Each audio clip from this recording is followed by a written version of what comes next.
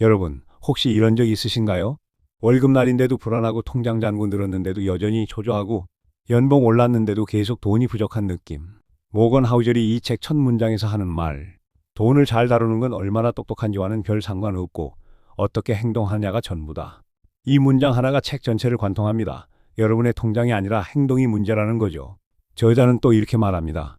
사람들은 돈과 관련해 미친 짓을 하기도 하지만 그 누구도 진짜 미친 사람은 아니다. 왜냐고요? 우리 각자가 다른 시대, 다른 환경에서 돈을 경험했기 때문입니다. 10분만 투자하세요. 이 10분이 여러분의 인생의 터닝 포인트가 될 겁니다. 첫 번째, 돈의 진짜 정체, 시간을 사는 화폐. 첫 질문부터 던져볼게요. 돈이 뭘까요? 저자의 대답을 들어보세요. 돈의 가장 본질적인 가치는 당신의 시간을 통제할 수 있게 해준다는 거다. 여러분, 머릿속에서 이 문장에 밑줄 2번 치세요. 돈 이꼬르 시간의 통제권. 월요일 아침 7시 알람 소리에 억지로 일어나죠. 왜 일어납니까? 회사 가야 하니까. 왜 회사 갑니까? 돈 벌어야 하니까.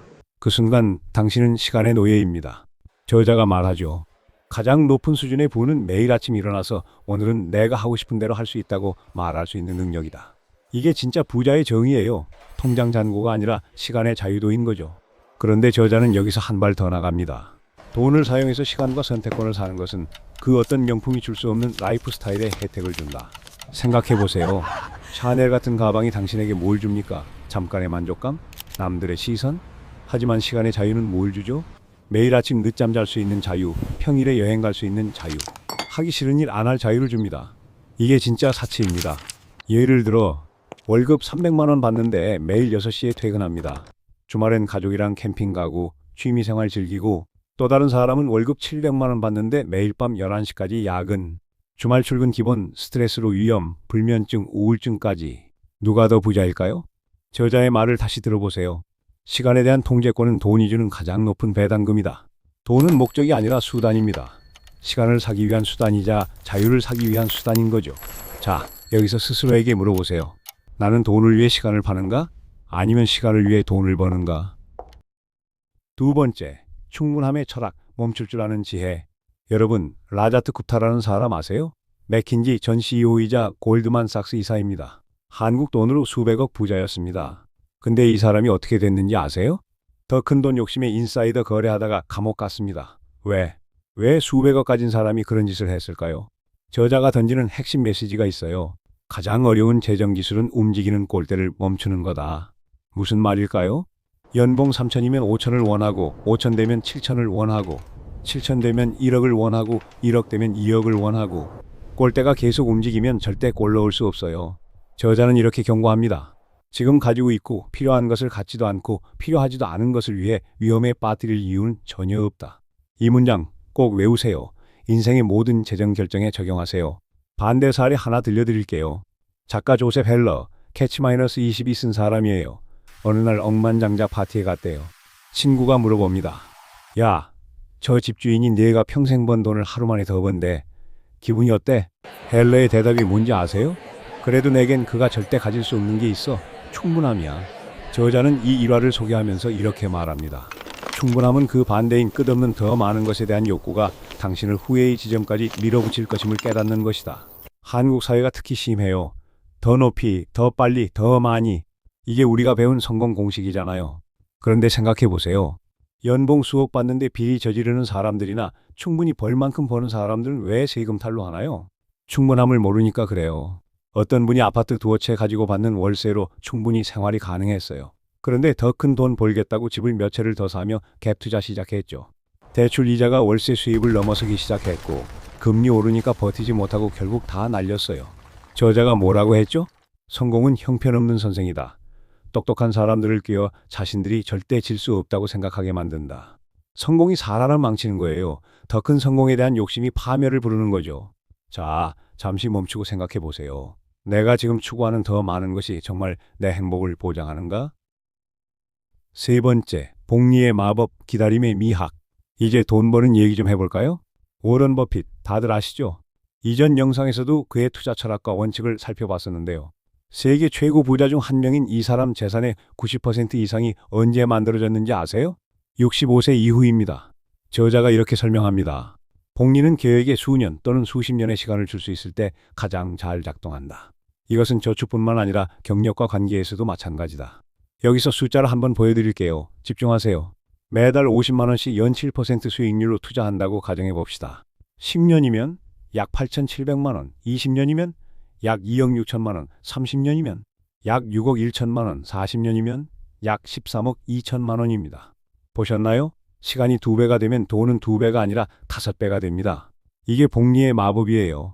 저자는 복리의 핵심을 이렇게 정의합니다. 오랫동안 버틸 수 있는 능력, 휩쓸리거나 포기하지 않는 능력이 가장 큰 차이를 만든다. 이것이 당신 전략의 초석이 되어야 한다. 근데 왜 우리는 복리의 혜택을 못 볼까요? 못 기다려서 그래요. 못 기다려서. 저자의 경고를 들어보세요. 그 어떤 이익도 당신을 완전히 날려버릴 만큼 크지 않다. 이 말이 무슨 뜻인지 아세요? 아무리 큰 수익 기회라도 모든 걸 걸 가치는 없다는 거예요. 복리는 시간의 게임입니다. 인내의 게임이고 기다림의 게임이에요. 주변에서 누가 주식으로 돈 벌었다고 하면 조급해지고, 코인으로 10배 벌었다고 하면 눈 돌아가고, 부동산으로 대박 났다고 하면 안달나죠. 그래서 뭘 합니까? 영끌해서 집 사고, 빚내서 코인하고, 대출 받아서 주식하고. 결과는 뻔해요. 대부분 잃습니다. 저자가 또 이렇게 말합니다. 복리의 수학은 지수함수에 있지만 그 비밀 소스는 시간이다. 진짜 부자들의 공통점이 뭔지 아세요? 지루할 정도로 꾸준해요. 워런 버핏이 뭐합니까? 60년 넘게 똑같은 투자 원칙 지키고 똑같은 회사 주식 들고 있고 똑같은 생활 패턴 유지해요. 재미없고 지루하죠?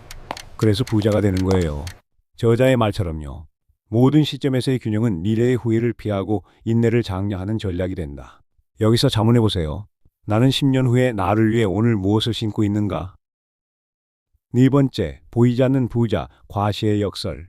길거리에 람보르기니가 지나갑니다. 와, 부자다라고 생각하시죠? 하지만 모건 하우저는 이렇게 말합니다. 우리는 차를 보지 그 안에 사람은 보지 않는다. 이걸 자동차 안에 남자 패러독스라고 부르죠. 당신이 원하는 건 존경과 감탄일지 몰라도 비싼 물건은 그런 걸 잘 못 해냅니다. 특히 당신이 정말 인정받고 싶은 사람들에겐 더더욱이요. 생각해보세요. 명품백, 외제차, 고급 시계. 이건 부의 증거가 아니라 소비의 증거일 뿐입니다. 저자는 단호하게 말합니다. 부는 당신이 보지 못하는 것이다. 보이는 건 소비고 보이지 않는 게 부예요. 우리가 부자처럼 보이려 할수록 실제로는 더 가난해지는 겁니다. 이 구절도 기억해 두세요. 사람들에게 당신이 얼마나 많은 돈을 가졌는지 보여주려고 돈을 쓰는 것은 더 적은 돈을 갖게 되는 가장 빠른 길이다. 진짜 부자는 누구냐고요? 남의 시선보다 자기 기준으로 사는 사람입니다. 보여주기 위해 쓰는 게 아니라 지키기 위해 아끼는 사람이죠. 하우저는 이렇게도 말합니다. 저축은 당신의 자아와 수입 사이의 간격이다. 부자처럼 보이려면 돈을 써야 합니다. 근데 진짜 부자가 되려면 돈을 모아야 하죠. 완전히 다릅니다.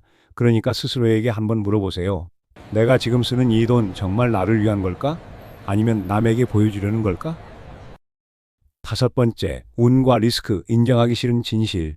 마지막으로 가장 불편한 진실 하나 던지겠습니다. 빌 게이츠가 왜 성공했을까요? 천재라서, 노력해서, 반은 맞고 반은 틀렸습니다. 저자가 이렇게 말합니다.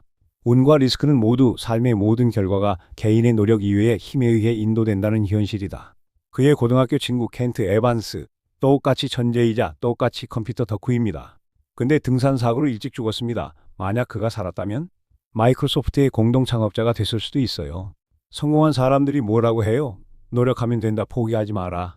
자기가 잘해서 성공했다고 착각하니까 운의 역할을 무시하니까요. 강남 아파트 가진 사람들, 내가 미리 보는 눈이 있어서 샀다. 정말 그럴까요? 10년 전에 강남 아파트 살 돈이 있었던 것 자체가 운인 거죠. 저자는 이렇게 조언합니다. 당신은 수십억 중 한 명이다. 운과 리스크의 대상이다. 그것들을 존중하고 받아들이고 겸손하게 남아라. 그럼 어떻게 해야 하냐고요? 첫째, 겸손하세요. 성공에도 운이 있었고 실패에도 운이 있었습니다. 둘째, 여유를 두세요. 저자의 말을 다시 상기하세요. 리스크는 당신이 모든 것을 생각했다고 생각한 후에 남은 것이다. 셋째, 버티세요. 운이 나쁠 때도 있고 좋을 때도 있습니다. 버티는 사람이 결국 이깁니다. 여기서 깨달아야 할 것이 있습니다. 성공은 당신이 잘해서일 수도 있지만 누군가의 실패는 그저 운이 나빴던 걸지도 모릅니다. 비난보다 이해가 필요한 이유입니다. 당신의 선택. 이제 총정리를 합시다. 첫째, 돈은 시간이다. 둘째, 충분함을 알아야 한다. 셋째, 복리는 인내다. 넷째, 부는 보이지 않는다. 다섯째, 운을 인정하라. 이 모든 게 결국 하나로 귀결됩니다. 저자의 첫 문장이었던 돈을 잘 다루는 건 얼마나 똑똑한지와는 별 상관없고 어떻게 행동하냐가 전부다. 통장 잔고가 아니라 당신의 행동이 바뀌어야 하고 투자 수익률이 아니라 당신의 심리가 바뀌어야 합니다. 이 책이 왜 중요한지 아세요? 돈을 바라보는 관점을 완전히 바꿔주니까요. 저자는 마지막에 이렇게 고백합니다. 당신은 잘 짜여진 엑셀 시트가 아니다. 당신은 사람이다. 망가지고 감정적인 사람이다. 그래서 우리는 실수하고 욕심내고 조급해야 합니다. 그게 인간이니까요. 하지만 그걸 인정하고 이해하고 관리할 수 있다면 그때부터 진짜 부자의 길이 열립니다. 마지막으로 저자의 가장 인상적인 문장을 들려드리겠습니다. 돈을 관리하는 방식은 당신이 밤에 잠들 수 있도록 도와주는 방식이어야 한다. 불안하지 않은 삶, 조급하지 않은 마음, 충분함을 아는 지혜. 이게 진짜 부의 비밀입니다. 당신은 지금 돈의 주인입니까? 노예입니까? 이 책을 읽고 나면 적어도 노예에서 벗어날 첫걸음은 뛸 수 있을 겁니다. 돈의 심리학. 당신의 통장이 아니라 당신의 머릿속을 바꿀 책입니다. 인생은 한 번뿐이고 시간은 돌아오지 않으니까요. 진짜 부자는 돈이 많은 사람이 아니라 자기 인생의 주인인 사람입니다.